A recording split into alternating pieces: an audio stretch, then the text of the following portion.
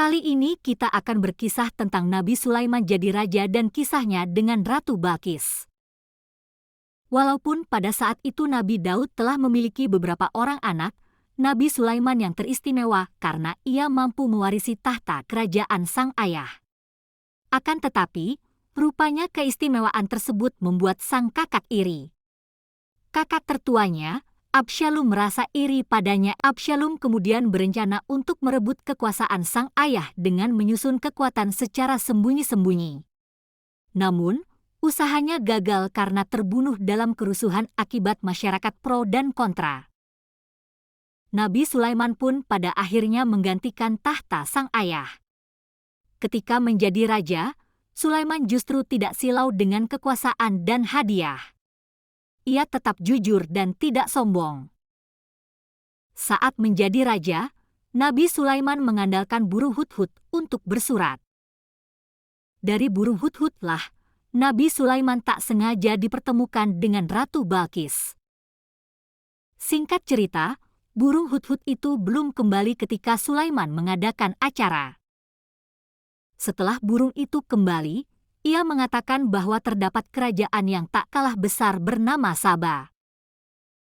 Kerajaan itu dipimpin oleh seorang ratu bernama Balqis.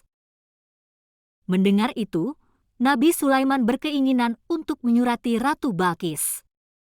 Sebagai utusan Tuhan Yang Maha Esa, ia ingin mengajak Ratu Balqis dan rakyatnya untuk memeluk Islam.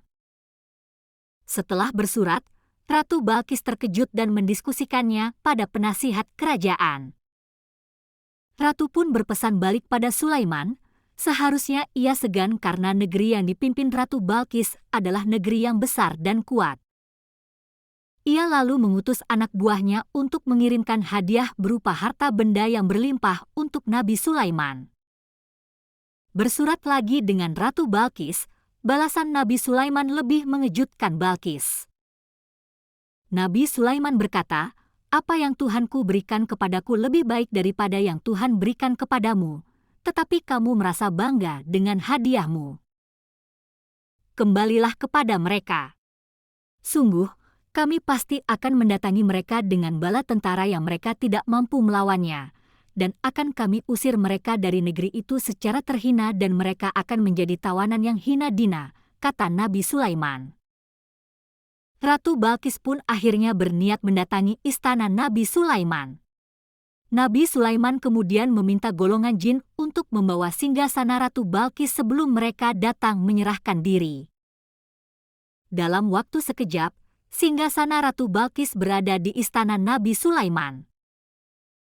Begitu sampai istana, Ratu Balqis tak hanya dikejutkan dengan singgasananya yang sudah berada di dalam istana, tapi juga kemegahan istana Nabi Sulaiman. Saat diminta masuk ke dalam istana, Balqis bahkan menyingkapkan pakaiannya karena mengira sedang melewati kolam air. Ratu Balqis kemudian berserah diri dan mengaku kebesaran Tuhan Yang Maha Esa.